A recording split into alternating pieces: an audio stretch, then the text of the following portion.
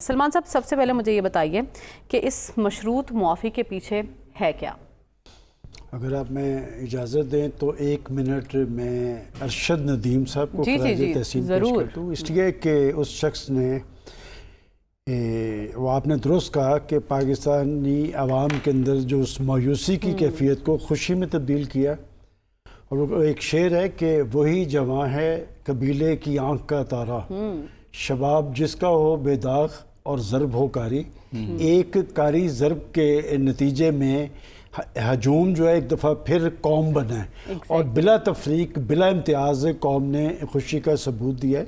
जहाँ तक आपने बानी PTI की मशरूत माफ़ी की बात की है, देखिए बात ये कि आप अगर उनके पिछले 1-1.5 हफ्ते के बयानात देखें तो वो असरार और तकरार के साथ मुज़ाकरात की बात कर रहे हैं। लेकिन और पिछले हफ्ते भी हम इसी पे बात कर रहे थे कि इससे पहले वो ये बात नहीं करते रहे। इससे पहले तो वो कहते थे कि माफ़ी मैं मंगवाऊंगा, अब वो अपनी माफ़ी की बात करते हैं। मतलब ये है कि वो एक स्टेप पीछे आए हैं।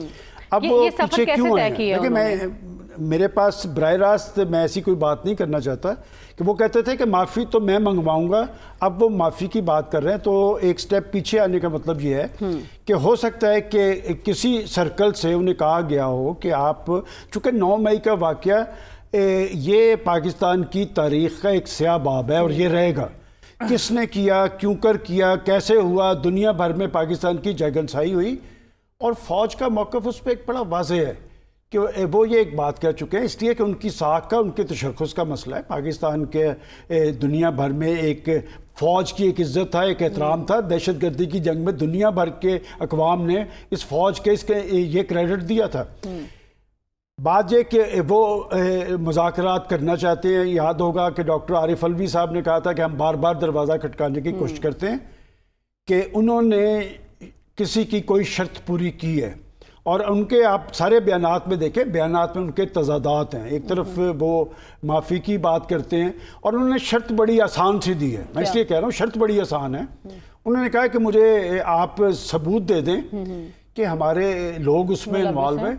तो उनके इस बयान के फौरी बाद मीडिया पे वो सारे सबूत चलते रहे। इसमें कोई शुबा नहीं कि उनके ज़िम्मेदारान वहाँ पर मौजूद थे, कोर कमांडर हाउस के बाहर अंदर वो लोग सारे माफ़ी मांगेंगे। वो आपको लगता है संजीदा है माफ़ी? देखिए, मैंने ये कहा कि आप, चूँकि मैं उन्हें जितना जानता हूँ, उस शख्स का मशरूत माफ़ी की बात कर देना बड़ी अहम पेशरफ्त है। मैं तो बार बार एक बात दोहरा रहा हूँ, वो तो कहते थे कि मैं माफ़ी मंगवाऊंगा। Exactly. तो लिहाजा वो पीछे की तरफ आए हैं।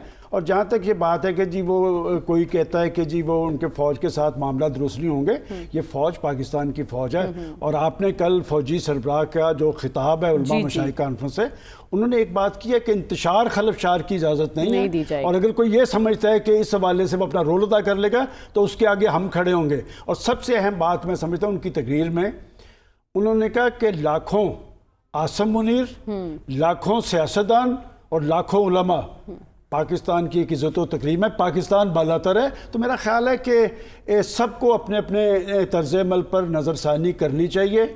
और अगर पाकिस्तान ने आगे की तरफ बढ़ना है, आप देखें माशी बहाली, खुशहाली का अमल, पाकिस्तान के आगे बढ़ने की बात, तो ये तभी मुमकिन होगी जब सब अपना अपना रोल अदा करेंगे। बानी PTI को पसपाई इख्तियार करनी पड़ेगी। लेकिन आप कह रहे हैं बहुत बड़ी पेशरफ्त है कि अगर वो मशरूत मुआफ़ी तक पहुंच चुके हैं, अगर वो ये बात कर रहे हैं।